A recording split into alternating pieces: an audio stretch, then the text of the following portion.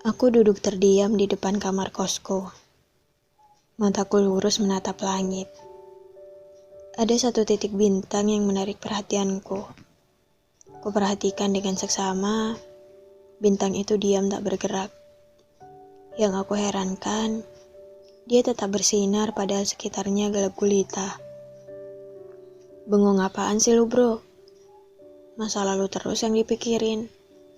Tanya seseorang yang suaranya sudah ku kenal. Rahmat, dia teman sekamarku. Siapa juga yang mikirin masa lalu, kataku sambil mengedikkan bahu. Melangkah meninggalkan Rahmat. Woi, mau kemana? Tanya Rahmat penasaran. Taman, jawabku singkat. Meskipun malam, taman ini masih tetap ramai.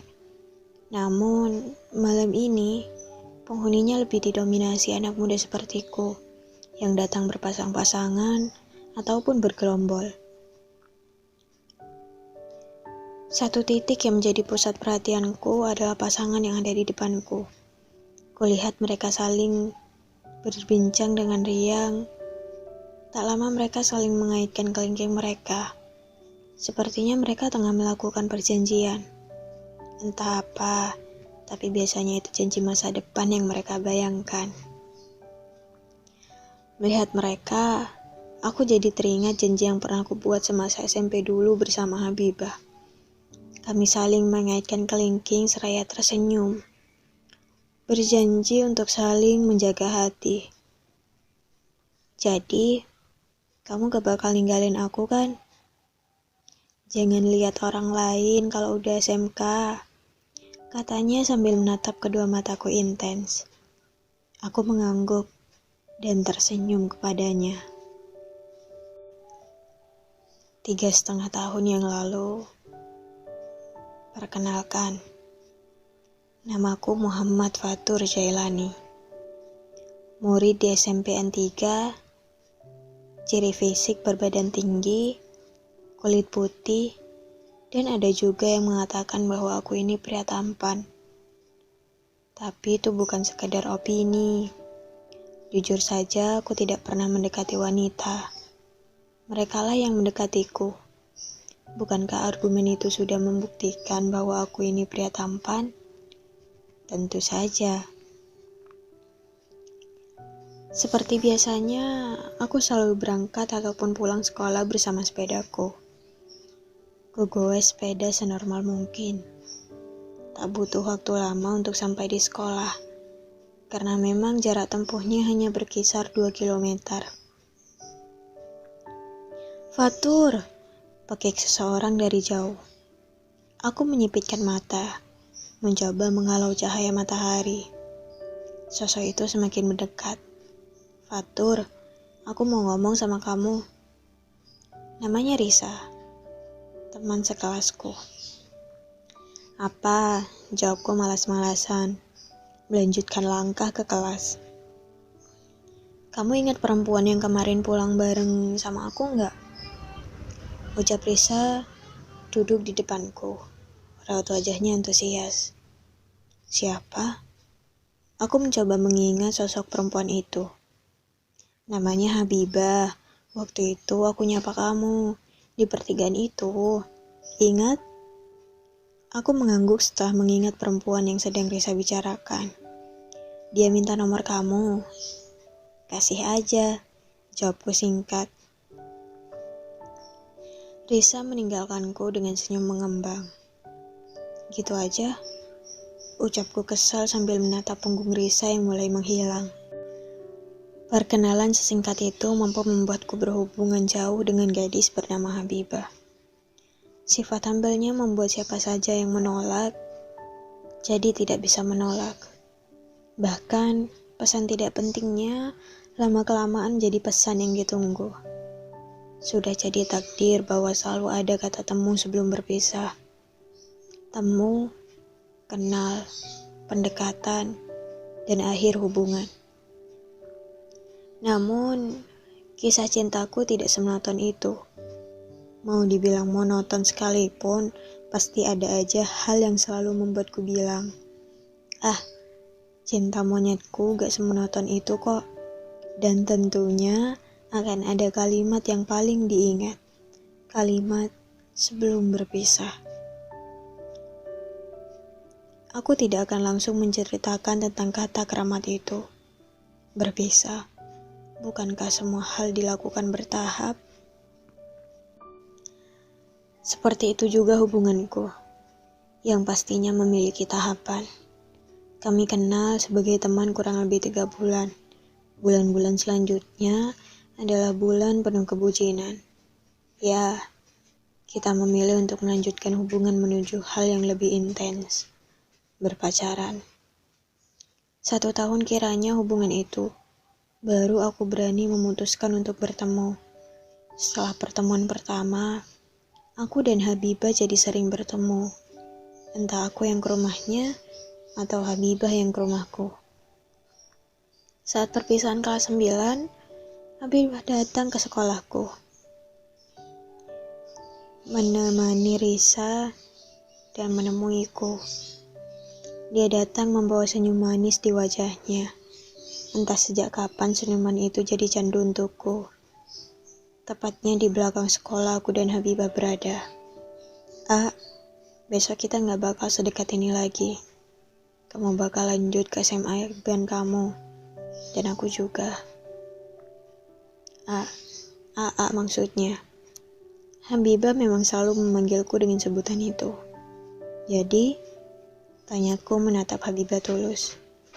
Jadi, kamu gak bakal ninggalin aku kan? Jangan lihat orang lain kalau udah masuk SMK. Lanjutnya sambil menatapku intens. Aku mengangguk dan tersenyum kepadanya. Janji. Kami saling mengaitkan kelingking seraya tersenyum. Berjanji untuk saling menjaga hati. Sudah menjadi kebiasaan murid baru pasti akan mengalami yang namanya masa pengenalan lingkungan sekolah. Bertemu kakak-kakak OSIS yang sok berkuasa dan sok kecakapan. Tapi ternyata dugaanku salah. OSIS di sini tidak mementingkan senioritas. Bahkan ada satu kakak OSIS yang menurutku paling pengertian. Di balik sifatnya yang cuek, ada rasa perhatian yang gak bisa semua orang lihat. Namanya Ajeng Amelia Putri. Panggil dia Kak Ajeng. Bagaimana aku bisa tahu? Jawabannya karena kedekatan kita. Ya, aku memang menjadi dekat dengannya setelah tanpa sengaja atau disengaja dia menghubungiku lewat aplikasi WhatsApp. Perhatiannya yang tulus membuatku yang tertutup jadi terbuka. Karena Kak Ajeng, aku memutuskan untuk mendaftarkan diri menjadi OSIS. Dan entah kebetulan dari mana, namaku masuk ke dalam daftar anggota OSIS baru. 1 minggu setelah pemilihan ketua OSIS, kami, para anggota OSIS baru dan penerusnya akan dilantik dan dididik di kegiatan LDK. Sebelum kegiatan itu dimulai, kakak OSIS yang notabene adalah senior membacakan peraturan LDK. Salah satunya adalah tidak membawa handphone. Malam sebelumnya, aku menelpon Ajeng dengan alasan menanyakan kegiatan LDK.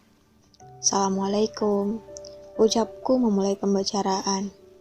Waalaikumsalam, jawabnya dari seberang. Kak, besok kalau aku bawa handphone boleh nggak? Soalnya pulang LDK aku harus pergi dan harus banget bawa handphone. Ucapku panjang lebar.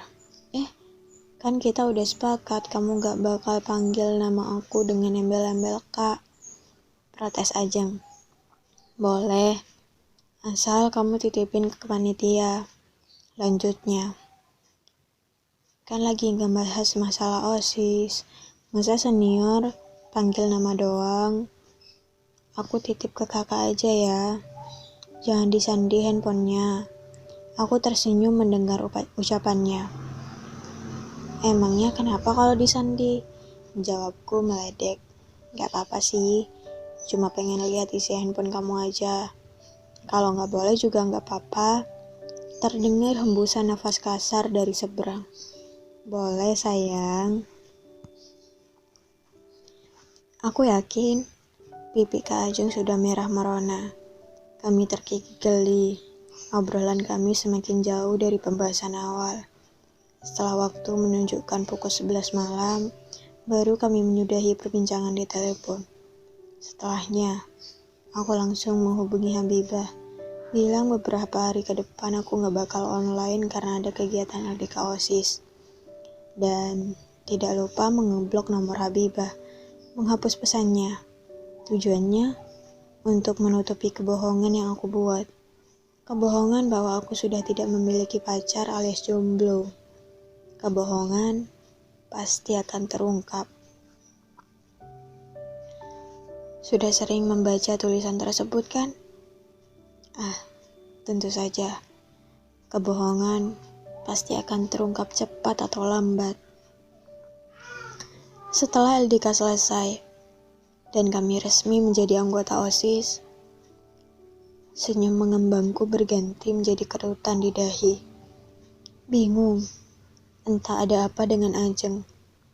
Wajah sumringahnya terlihat lesu. Setelah kutanya, dia hanya diam membisu. Bukan hanya itu, lagi-lagi keningku dibuat berkerut dengan satu notifikasi dari Habibah. Kamu offline buat aku, tapi online buat orang lain. Isi notifikasi dari Habibah. Dari mana Habibah tahu kalau nomornya aku blok? Setelah aku telusuri, kebohonganku terungkap karena Risa. Dia menghubungiku, dan sialnya Ajeng membalas pesan itu. Ingat Risa kan? Kenapa banyak sekali wanita di hidupku? Belum selesai masalahnya, dua wanita itu bertengkar dan membuat mataku jengah menatap handphone dan notifikasi.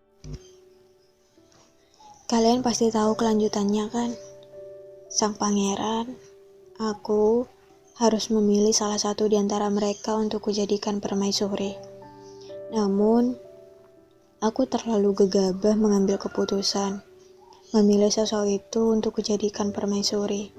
Kalian tahu siapa yang kujadikan permaisuri? Ya, Ajeng.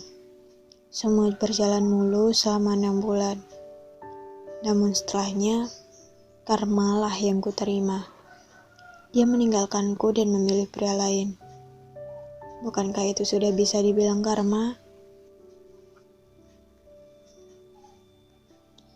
Fatur, sayup-sayup terdengar ada seseorang yang memanggilku, menyadarkanku dari bayang-bayang masa lalu.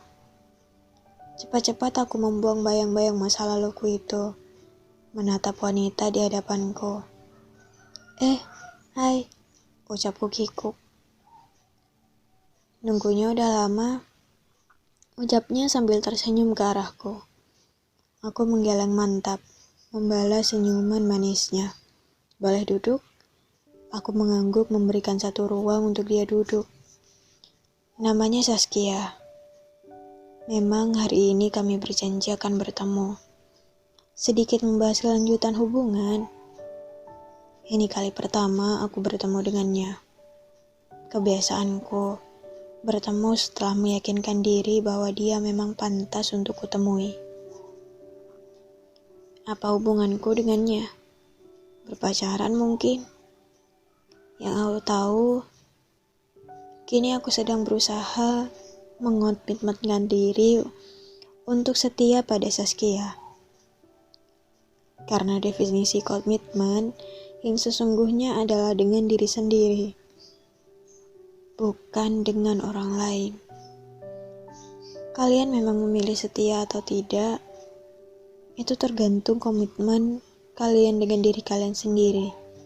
So, jangan pernah sekalipun kalian bermain-main di atas komitmen. Karena sama saja kalian membohongi diri kalian sendiri. Katakanlah kalian menyakiti orang. Nanti, kalian juga yang akan tersakiti. Tema cintaku kali ini, kalau bisa setia, Kenapa harus mendua?